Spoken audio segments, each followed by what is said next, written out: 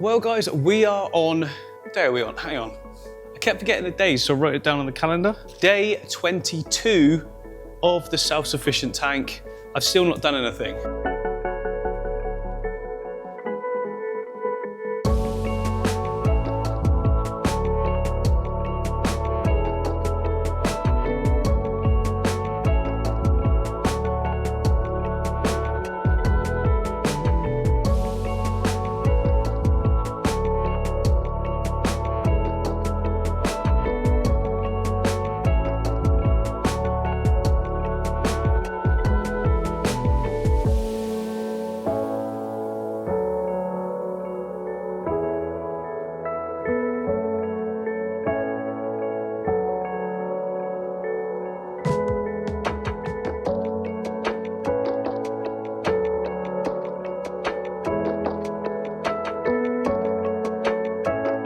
So I haven't needed to do anything so far. There's stuff I want to do, but just haven't. If you remember, there was some dusting on the glass. It's still kind of there, but it's massively reduced. Our two buddies are doing really well. They've come forward because I'm stood here and they want feeding, but they're quite often at different points around the tank.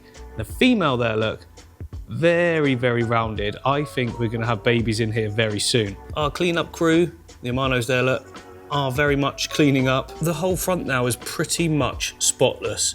And look at that Halanthemum tenellum, it's just going everywhere. New shoots sprouting up like constantly. Every time I look in there, there's new shoots. And remember the Limnophila at the back there, which was only half, well, about that level.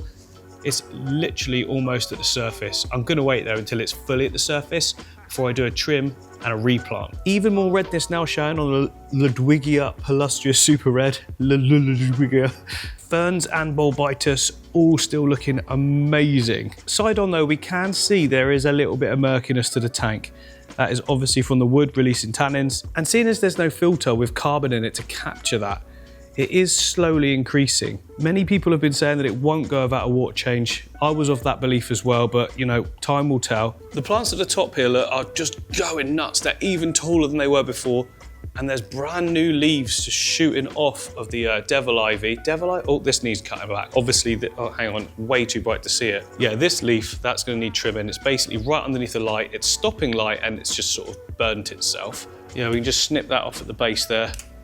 That's basically grown very quickly. It's like a brand new leaf, but it can't take that much light. And the heat as well, yeah, it's given off heat, so it's made it wilt, sort of go funny. So up until this point, I've only fertilized the tank one time. I just didn't want to upset anything, the balance. It's very hard to sort of cancel out any variables if you're adding in more variables. I added something quite early on just because I wanted to make sure that any of the epiphyte plants, like the ferns and that, they had a source of food in the water column. But we're 22 days in now and it's time to start dosing. I think we can turbocharge the growth. Now this isn't essential. Lots of tanks will continue to grow with that substrate system I set up. But if you wanna like make it go even quicker, fertilizer is a way to do that. And I have bought this from Superfish, a proper dosing pump. Now I've never used one of these before. I've never used an auto top-up before either, so there's a lot of firsts going on in this tank. From what I can see, you just stick one side in the tank and one side in a bottle. Let's get it out.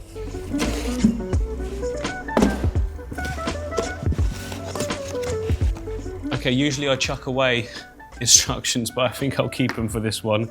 No clue what I'm doing. Ooh, check valves. Right, I've read the manual, which is a rare thing for me. But basically, you've got to calibrate the pump first. Then you can basically move on after a few more steps that are too boring to explain. You can set the quantity of dosing, so the amount that goes in each time, and then you can set when it goes in by a timer. So that all sounds pretty simple. Probably going to mess it up a few times before I get it right. So I'm going to attach the pump inside here on the side. It comes with a screw and then it just slots onto that. And I can have my fertilizer down in this bit. Pipe can go up. Then I can have it looping over and in somewhere near the surface skimmer, just sort of blow it all around.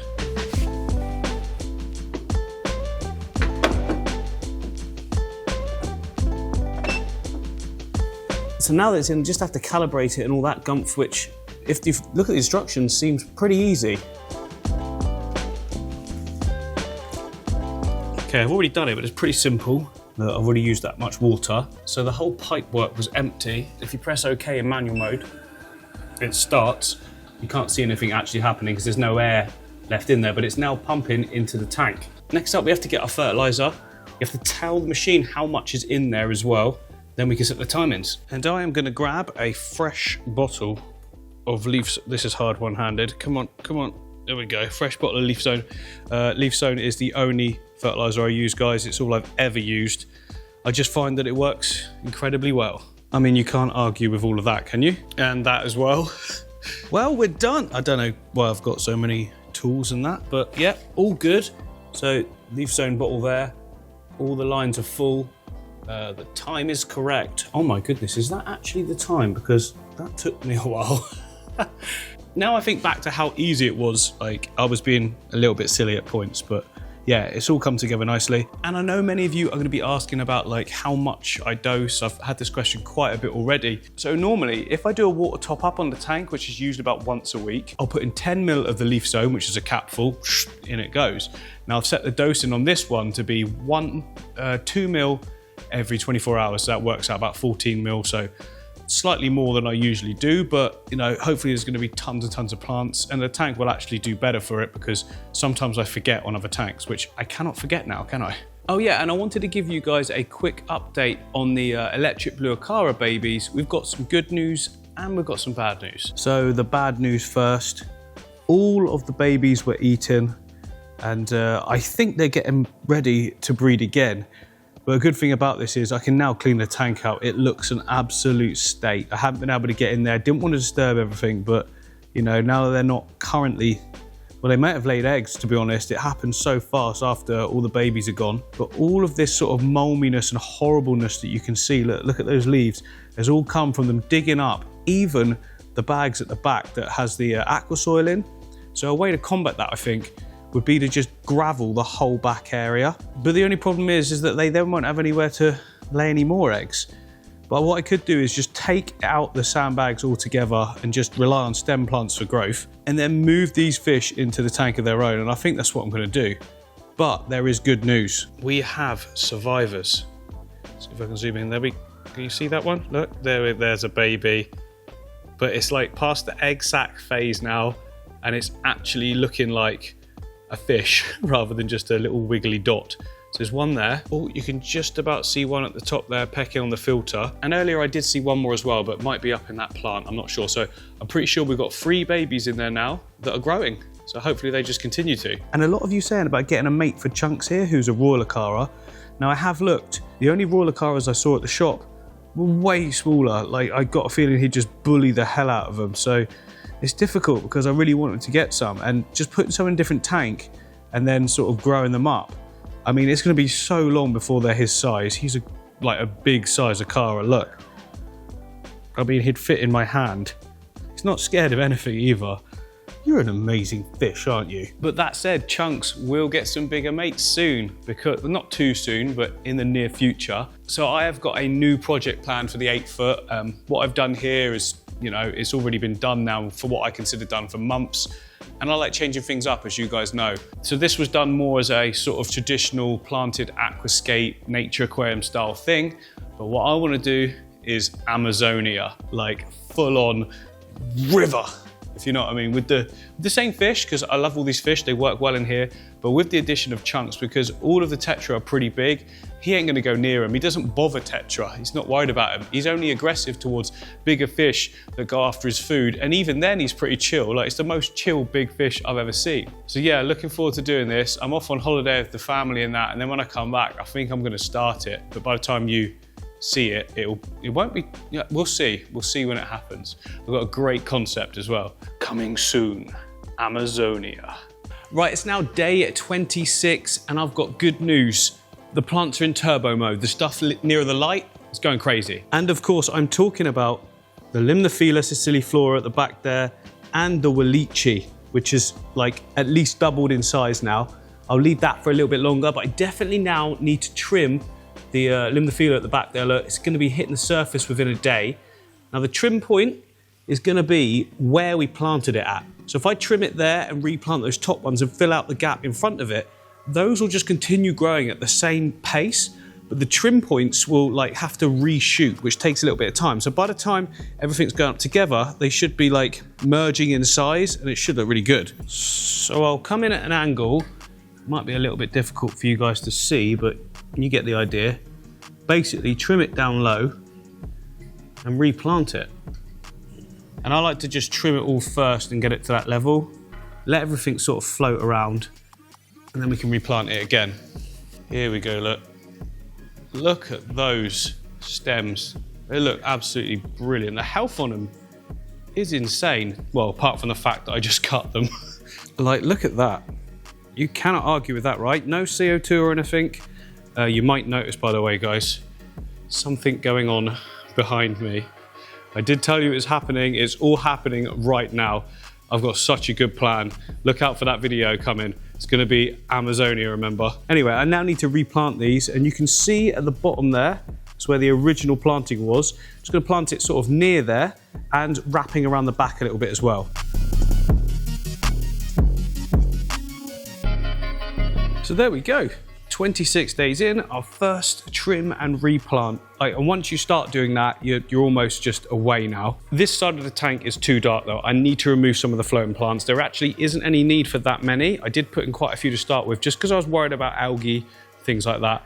But yeah, it's actually blocking too much light and it's going to be at the detriment of the plants below it.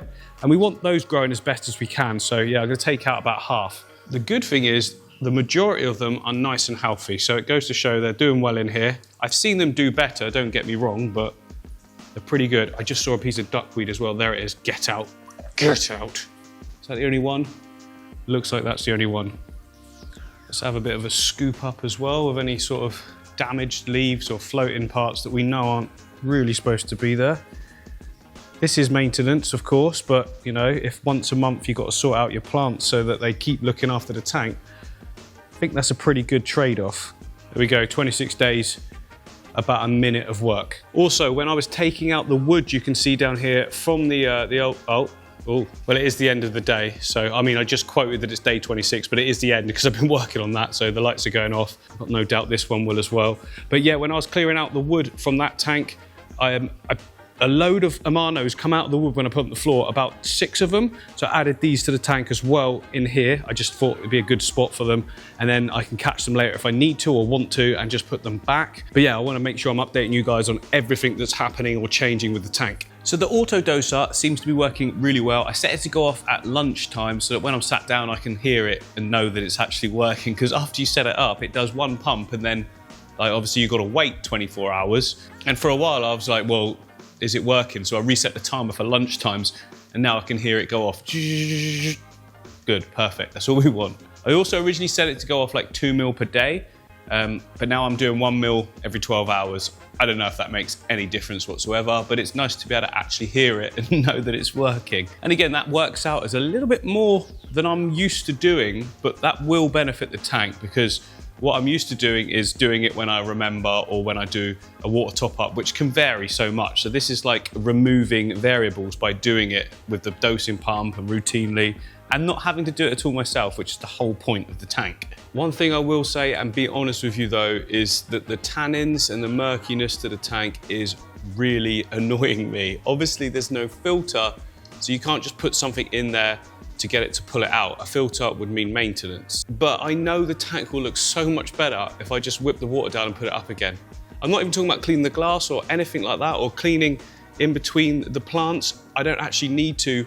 I just really want to go, but I don't want to do that without you guys agreeing or maybe disagreeing. So let me know, please, in the comments. And I'll do a top up afterwards, but like, should I just do a water change and then it just be something that after a month, you do a water change, and then hopefully what I'm thinking is that will, like the tannins that are in there now is what's being released. It doesn't seem to be getting much worse. It just stays at this level. So hopefully if I just do one big water change and then that will be it. And like the amount being leached after that is so minimal, it's not really gonna have an effect on the sort of water. It's not affecting the quality of the water or the parameters at all, but it is like not as nice looking when I know it could be so easily. So let me know, should I change the water, just do one water change.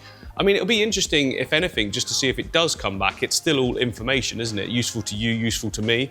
I would like to do it, but let me know what you think, because I'm kind of doing this tank for you guys as much as me. If it was me, yeah, I just would have whipped it up and down already, because I don't consider that like a big maintenance thing. But we did say self-sustaining, but that's the thing. I said self-sustaining meaning like as little maintenance as possible.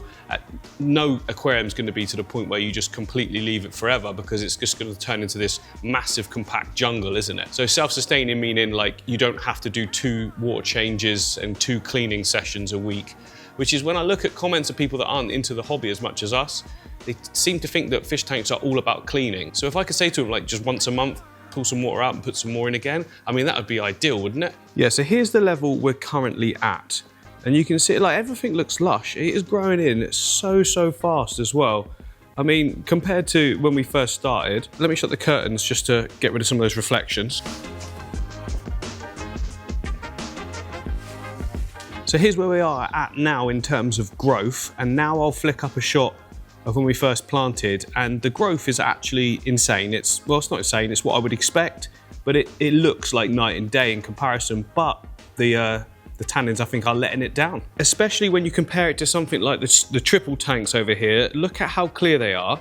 Yes, they have little filters running on them. Let me show you. Yeah, so they've got these tiny little filters in there. There's nothing in the filter to remove tannins, but because at the start I did a couple more extra water changes than what I've done on the self-sustaining, they just look so clear and beautiful pretty much all the time. Look at this. Look at that amazing pearl gourami just staring at us. There's 2 in here, the other one's tucked around the back. And then we've got the 2 dwarfed gouramis in here, which we're pretty sure now are both male, but they're pretty chill. No sort of arguing or fighting amongst them. They seem to stay in their own little areas of the tank. They look great, don't they? Look at that Echinodorus looping over. I love that. Creates like a little shaded area. Gorgeous fish. So yeah, by comparison, these tanks probably had about 3 to 4 water changes within the first couple of weeks, I'd say. Now they've been running for like 3 months, and since then I've not done any, just the topping up. So it does make a difference doing those water changes at the start. The other tank obviously had 1 on day 2, and that's because it went even more murky than now, because we added in all of that bogwood that I've removed that bigger piece, by the way, now, just because I was showing you guys what would probably happen when you set up your tank and how to combat it, which was with that like 1 water change. Well, initially it was, but obviously over time, the other wood has leached out. So yeah, please let me know in the comments, what do you think? Shall I do 1 water change? Like I say, more information, we can see how it impacts the tank in terms of visually, which we know it will, you know, straight away. But how long will it take to come back? It's all an experiment at the end of the day, isn't it? I'm just trying to find reasons for you to agree with me. And I know a lot of you will say, it's your tank, do what you want, but like it's our project. That's how I sort of view this one. And speaking of projects, Project Build Amazonia is well on its way. The tank looks really cool with less in it, and like being able to see the fish a little bit more. And that's actually getting me thinking now about how to potentially scape the tank. I've got 2 options, I think. Hello. So I think I either want to do one of 2 things. I either want to build like a big sort of embankment this side with big pieces of wood trailing out, and then a negative space area all the way over the other side, so that the fish can either, you know, have cover or go out if they want to, which will look quite cool. It will look like an embankment from the side, like a cross section of the river. Or I could do an island that side and an island this side, and then have the negative space all in the middle and sort of bring it downwards arches. So then you can see them all in the middle like this, but they can also go to the outside as well. Do you know what I'm saying? I think that sounded about right. So yeah, another question. Let me know what you think. 1 island, big open space, lots of trailing wood, or 2 islands and then negative space in the middle.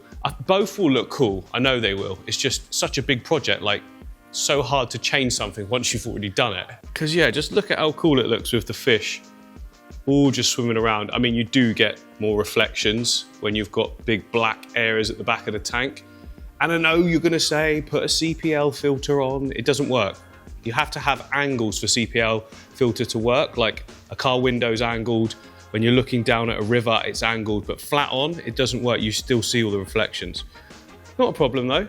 Like, there'll still be so much going on in a tank that it won't matter, but look at how good the angels look now. And now that so many of the fish are visible, there's definitely been a lot of breeding going on in this tank. Stuff that I wouldn't notice before, but At the back there, look, is some cories. Now, they're the sort of adult-sized ones, but I have seen some tiddlers swimming around as well. I think they've taken cover, because obviously there's a lot of fish on the prow. And they were the size that these angelfish could have just gone in and gobbled them up, so they're going to stay a bit, like, cautious. Well, there's one there. Sort of medium-sized one. Come round, come round, come round, come round. Oh, he's just gone behind that rock there. See if I can get in to have a look. So that one there, look, yeah? I'm just about to see. That's like a quarter of this. It's going to stay blurry because I'm at an angle to the glass, but that's about the quarter of the size of these guys up here. So, you know, I didn't put any in that small, so it's definitely breeding. And then there's the flagger cara that I put in as well. So I did put in 6. I'm not seeing 6 anymore. I'm seeing 2 adults. And then, look there. Again, half the size of that adult, and all of them were the same size that went in. And that's like, they've been breeding. And I guess what's happened is the dominant pair have sort of fought off all the other ones, had their babies, and now their babies, because that's not the only one. There's quite a few actually. So I guess that's just, you know, that's how it happens. There's nothing I could do about that in a tank really, is there? I didn't even know it was happening, if I'm honest. Yeah, look at the size of that. Look at this keyhole cichlid coloured right up. Not too happy. Don't worry, I'm carrying on in a minute and I'm taking all the fish out, putting them in independent tanks and things like that so that I can do the build. Look at the little baby at the back. Hello. Oh, there we go. That's what I was talking about, the cories. Look, that one there in the middle, tiny, and the ones next to are like at least double the size. We've had breeding. So yeah, that's enough of an update for now. Not much more to comment on, but as always in future, I'll keep you informed with everything. Please get back to me on if you think I should do a water change or not though, and I'll see you on the next one.